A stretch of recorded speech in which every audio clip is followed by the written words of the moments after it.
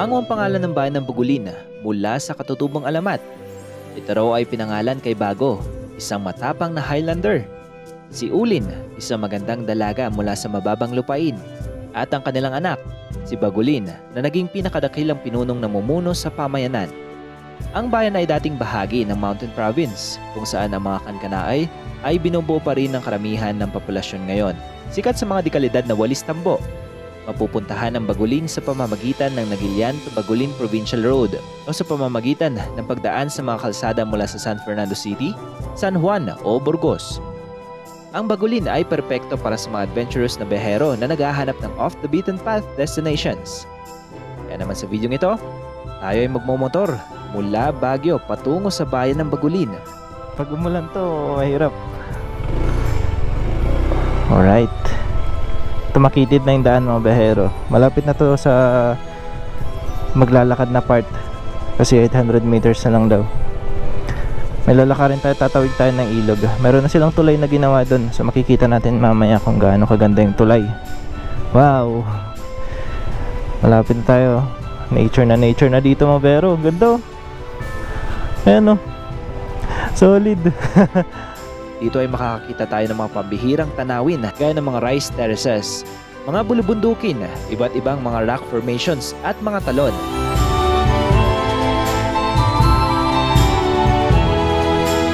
Maglalakad tayo ng mahigit 2 kilometro para silipin ang isa sa pinakamalinis at pinakamagandang talon dito sa bayan ng Bagulin. Tsaka kailangan mo alalayan yung bawat tapak mo dahil medyo kakaiba tong daan natin. Hindi siya ganun kaayos. May mga malalaking butas, pati mga ganito. So medyo maliit lang yung lalakaran nyo. Ang Bulalakaw Falls.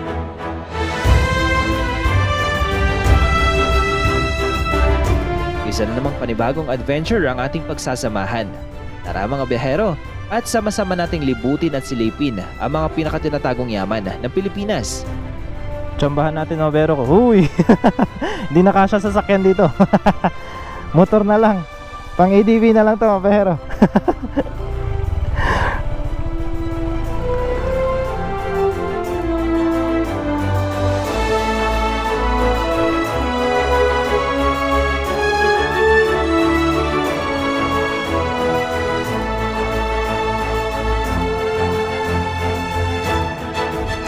Good morning mga biyahero at welcome back sa ating YouTube channel. Dito tayo ngayon sa may Nagilian Road, dito sa may Sablan. May pupuntahan tayong isang talon na matatagpuan dito sa may Bagulin, La Union. So tinatawag itong Bulalakaw Falls. Bali mula dito sa ating lokasyon ay meron tayong 42 kilometers na kailangang bagtasin para marating ang falls na ito. So kasama natin ngayon si MJS Adventures nandiyan sa likod natin at syempre ang ating motor si Kali. So let's go!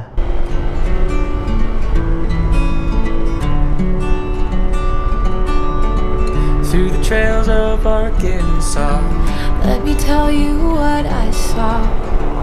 oh, it took me by surprise.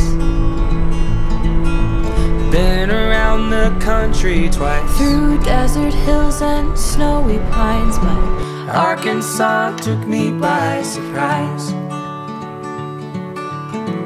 Let me tell you that I to tried. find a state more pleasing to the eye, I took a picture everywhere I went, captured sunsets from the sky.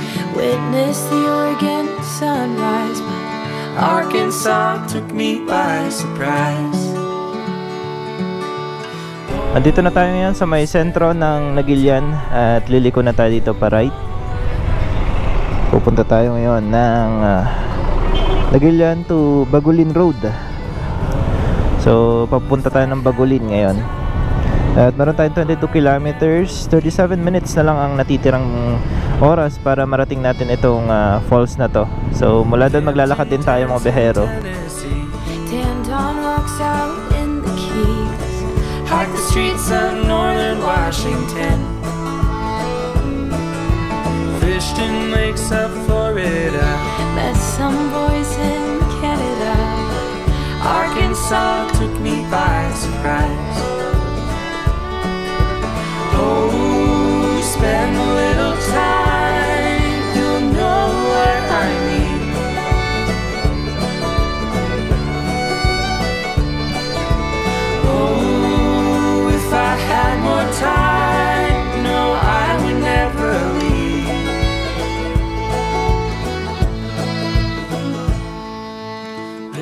bebero, dito tayo sa may barangay Tudingan dito sa may Nagilian. At kung mapapansin nyo dito sa ating likuran, ito yung ilog, napakalawak na ilog na sakop niyan yung lalawigan ng Benguet at ng lalawigan ng La Union. Dito rin sa ating likuran mapapansin nyo yung palayan, napakalawak yan na palayan papunta doon. Pati na rin dito sa ating likuran at lahat ng kabundukan na nakapalibot sa atin ay may mga palayan. So isa ito sa kanilang hanap buhay, pangunahing hanap buhay.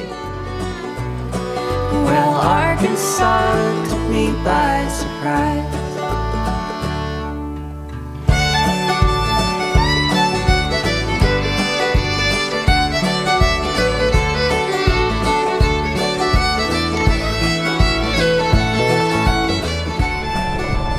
Ayan, ito na yung welcome signage ng barangay Bimotubot. At nandito pa rin tayo sa may Nagilian Bagulin Road. Bali dito tayo sa may lower left side. Ay, mayroon din tayo mga bikers. Gustong-gusto nila yung ahon dito sa may papunta ng view deck, sa Kudlap view deck.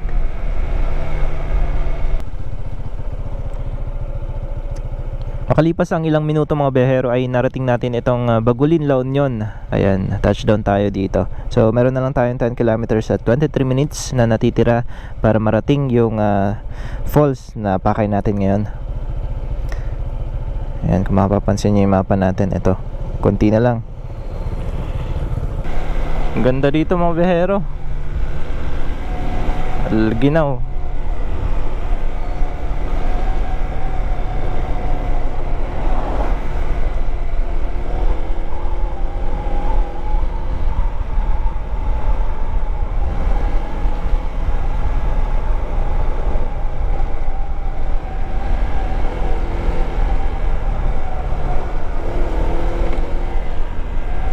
Kudlap Cave, People's Park, Bulalakaw Falls. Dito tayo sa my right side.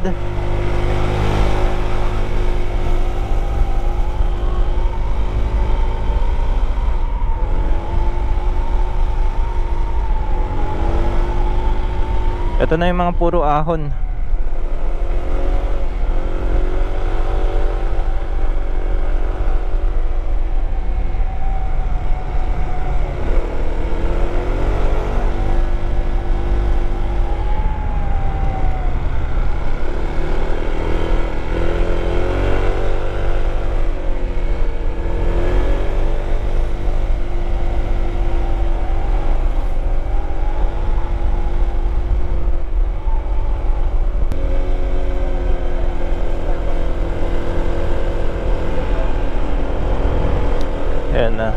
Yan ang Kudlap Cave View Deck.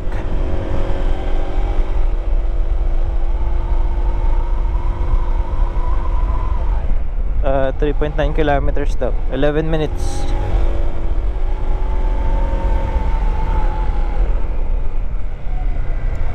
Grabe yung mga ahunan dito pero kayang-kaya. Ah, dito naman tayo pumunta nung last. Oo.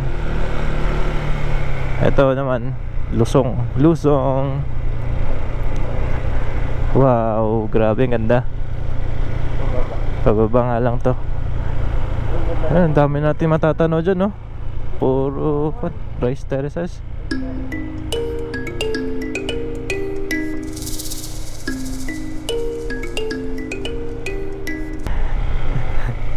Uy. Uy, ang linis, oh. Grabe mo, behero. Dito lang sa gilid ng kalsada. Meron tayong madadaan ng ganitong klase ng falls. Sa ganda, oh. Malinis yung tubig. Meron dyang lagoon. Pwede kang maligo dyan. Tapos dumadaan dito sa ilalim nitong kalsada.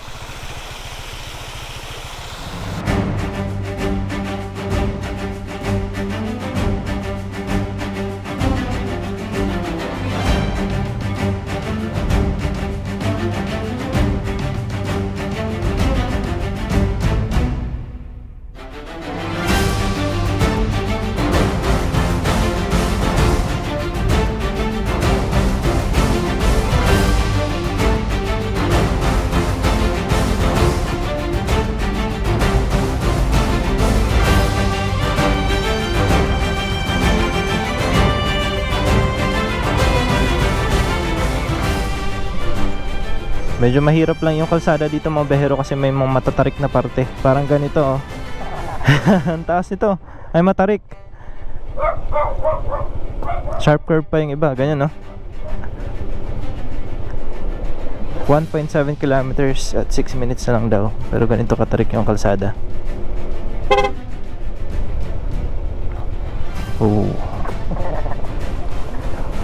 Lalo lang sa preno. Basta hindi kayo mag-overheat.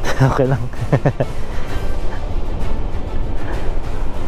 Wow. Ginagawa din dito na may mga putik dito na part.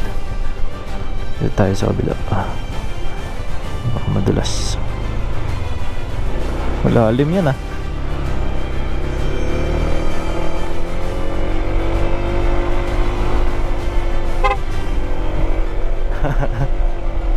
May mga kwan dito gumagawa ng kalsada. Ito yung barracks nila.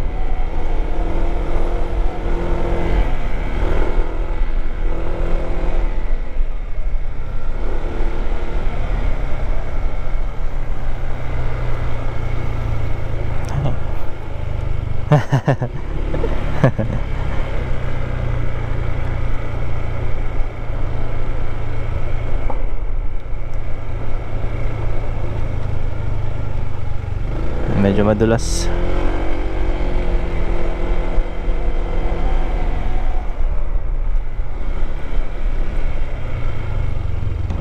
May off-road din.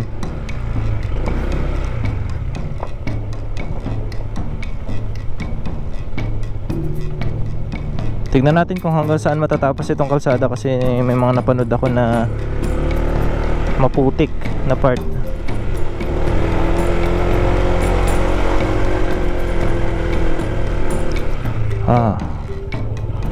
Ito na ata yun. Hindi pa. Hindi. Ito sa left side. Ito na yun. Hanggang dyan lang yung kalsada.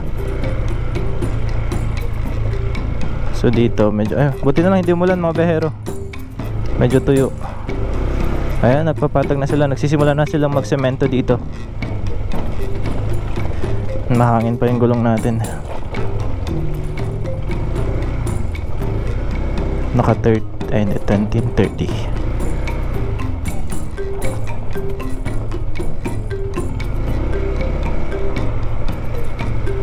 Ayan, ito na yung putik pala. Diretsuhin kayo natin. Ito may mga motor naman na dumaan. Sige, tingnan natin.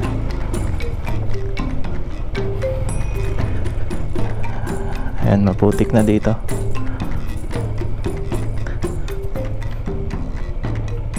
Buti lang matigas.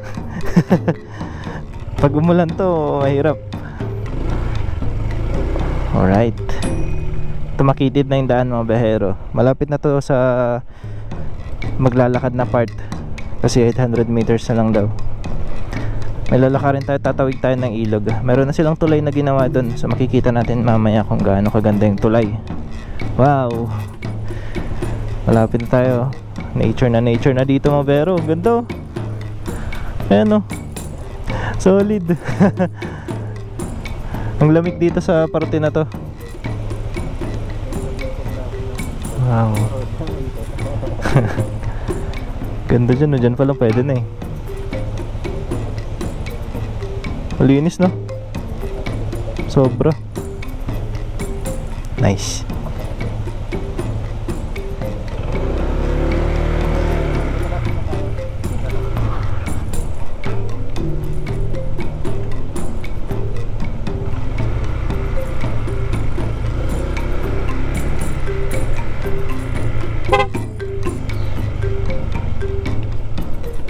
One way daan nila dito.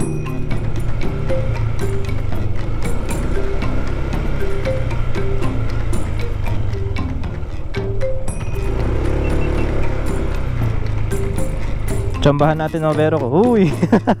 Hindi nakasya sa sasakyan dito. Motor na lang. Pang ADV na lang to mga bero.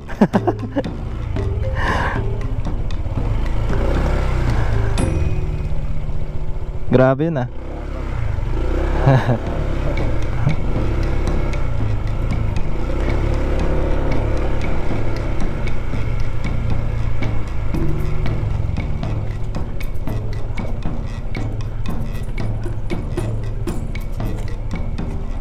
Mukhang dito, hanggang dito na lang. Dito na tayo maglalakad. Mahirap na dyan mga bero. Dito na yun. Oo, hanap na tayo ng parking yan dito. So hanggang dito lang natatapos yung kalsada. Pwede namang babain dyan, pero wag na tayo mag-risk. Lakarin na lang natin. Malayo-layo din to. Kapag binaba natin yan, baka mahirapan tayong tumas. So dito lang tayo mag-park.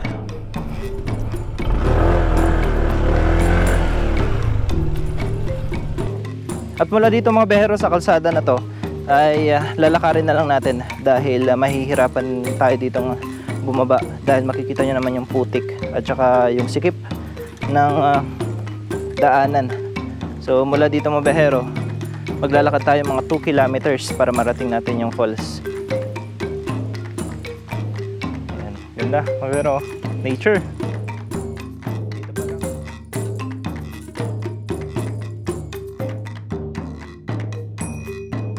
Ito mga behero, ganito yung itsura ng daan dito. Makikita nyo yung mga lumubog na putik mula sa gulong ng mga motor na dumaan dito. Ganyan. Swerte pa natin ngayon dahil tuyo yung putik, kaya medyo matigas yung dinadaanan natin at hindi tayo madudulas.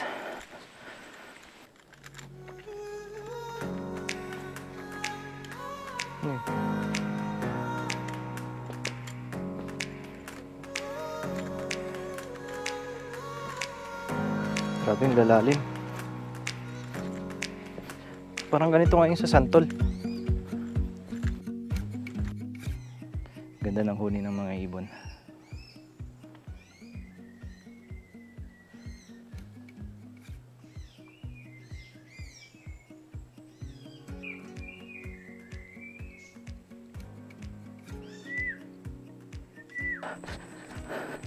Mukhang malapit-lapit naman na tayo. Kailangan lang natin tiisin itong pagod na nadarama natin dahil pagdating naman natin doon sa falls, panigurado mapapawi yung pagod natin dahil sa ganda at lamig ng tubig na sasalubong sa atin at mararamdaman natin kapag nagtampisaw na tayo doon mismo sa falls.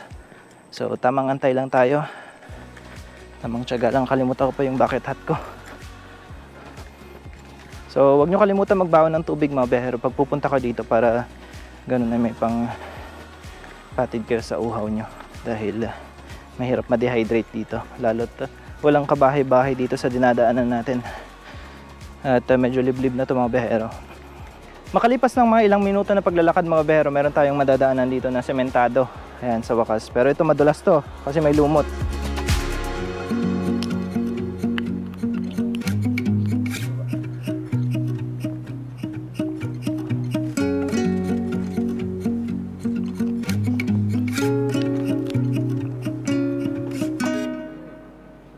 Okay, so mga behero, dito na tayo ngayon sa may paliko papunta dito sa may Bulalakaw Falls. Ito yung signage. May makikita kayo dyan, Bulalakaw Falls. Mas madali pala dito sa kabila mga behero kasi diretso dyan ka magpa-park.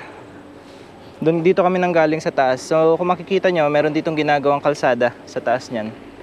At pag natapos yan, mas mapapadali yung pagpunta dito sa may falls.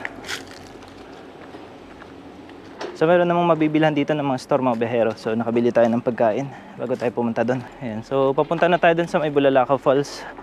At 1 kilometro pa ang ating lalakarin para marating yung falls. Konti na lang mga behero.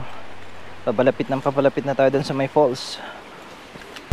Okay, so mga behero, kung makikita nyo may dadaanan tayo ditong tulay. So mula dito mga behero 1 kilometer pa. Mahigit kumulang 1 kilometer ang ating kailangang lakarin para makarating doon sa may falls. So medyo mahirap-hirap, challenging yung daan, pero kayang-kaya naman. Ayan, mayroon din mga signages na katulad yan, Bulalakaw Falls. Dadaan tayo sa ganitong klase ng rice terraces at mga ilog.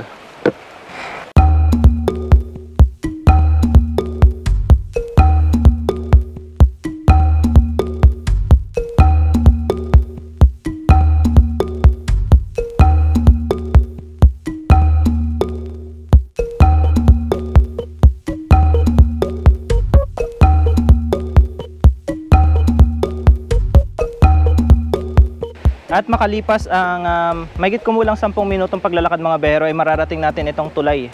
Ito mga 60 meters yung haba mula dito sa kinaroroonan natin. At dito naman sa kabila matatanaw natin may isa pa ditong falls. Ayan, na kumukonekta dito sa may ilog.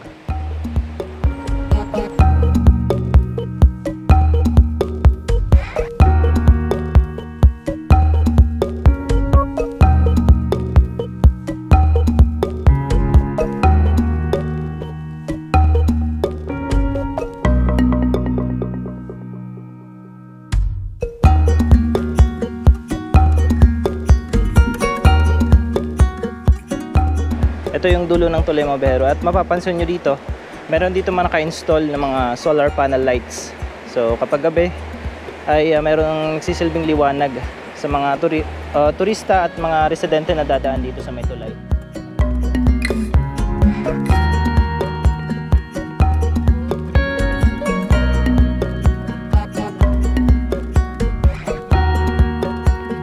Dito mga behero meron dito mga CR.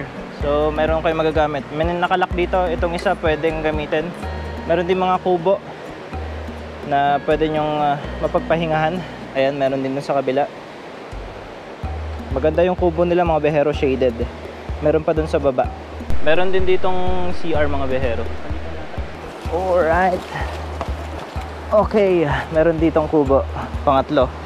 4 ata yung kubo dito mga behero. So, ayan, pwede kayong magpahinga dito.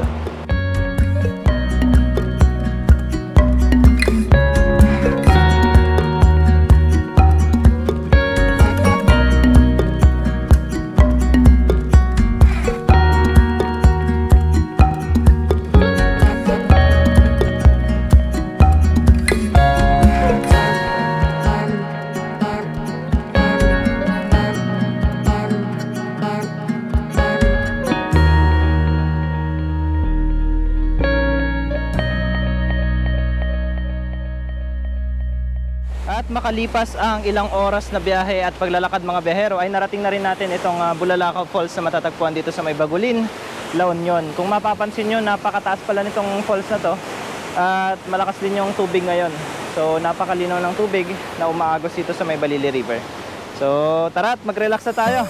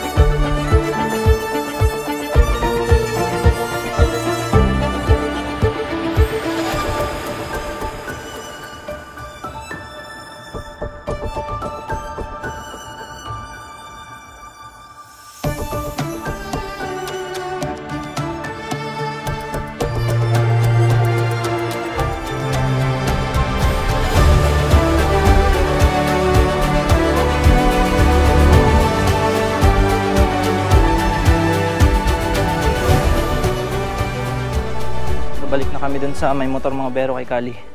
At ito yung pinaka nakakapagod na part kasi kailangan namin tumaas papunta dun sa pinagparkan natin.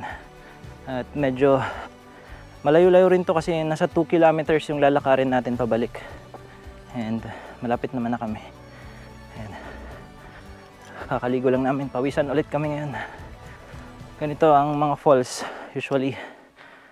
Ang pinaka mahirap na falls na napunta namin yung Body Falls. Tapos susunod sa may Santol, yung Bulalakaw Falls ng Santol. Tapos Awasen Falls. Yun yung mga pinakamahihirap so far na napuntahan namin. Susunod to. Nakakadagdag yung bigat ng dala-dala namin tsaka yung init ng araw.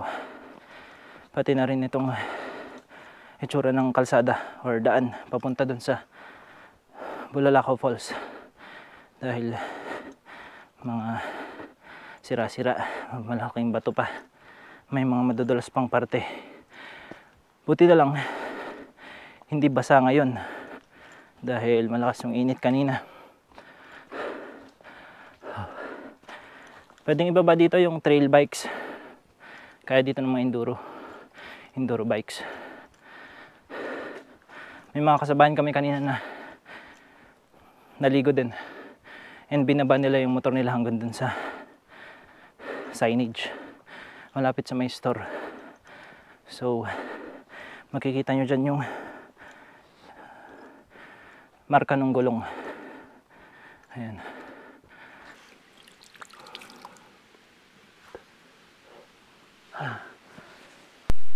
The struggle is real. Pahinga muna tayo. Ayan po yung tataasin natin, oh. Pataas yan. Malapit na, konti na lang. Alright, so pero at last, andito na rin tayo sa pinagparkan natin. So sobrang nakakapagod pero sobrang worth it naman nung adventure natin ngayon. So yun lang mga behero. Maraming salamat and as always, God bless and